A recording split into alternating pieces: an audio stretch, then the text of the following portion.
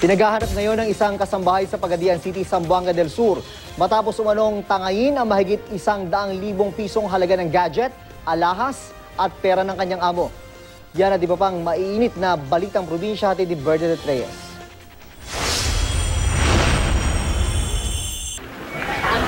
Pinalibutan ng Cotabato Police ang bahay na ito sa Cotabato City. Pero ang target nilang tulak umano ng droga na si Sammy Bagundang, nakatimbre at mabilis na natakasan ng mga otoridad. Matapos halugugin ang bahay, nakumpiska ang hindi bababa sa 50,000 pisong halaga ng hinihinalang shabu. Patuloy pa rin ang pagtugis sa sospek. Sa Pagadian City, Zamboanga del Sur, pinaghahanap din ang kasambahay na tumangay umano ng mahigit 100,000 pisong halaga ng mga gadget, alahas at salapi mula sa kanyang amo.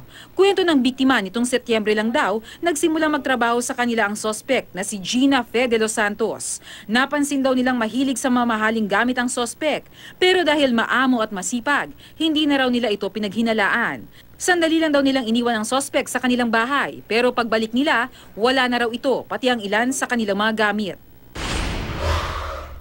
Sumalpok naman sa sementadong barrier sa gilid ng kalsada ang truck na ito sa National Highway ng Barangay Dao sa lungsod pa rin ng Pagadian.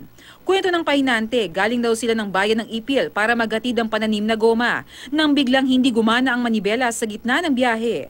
Sa ngayon nakalabas na ng ospital ang driver na nasugatan sa insidente. Bernadette Reyes, GMA News.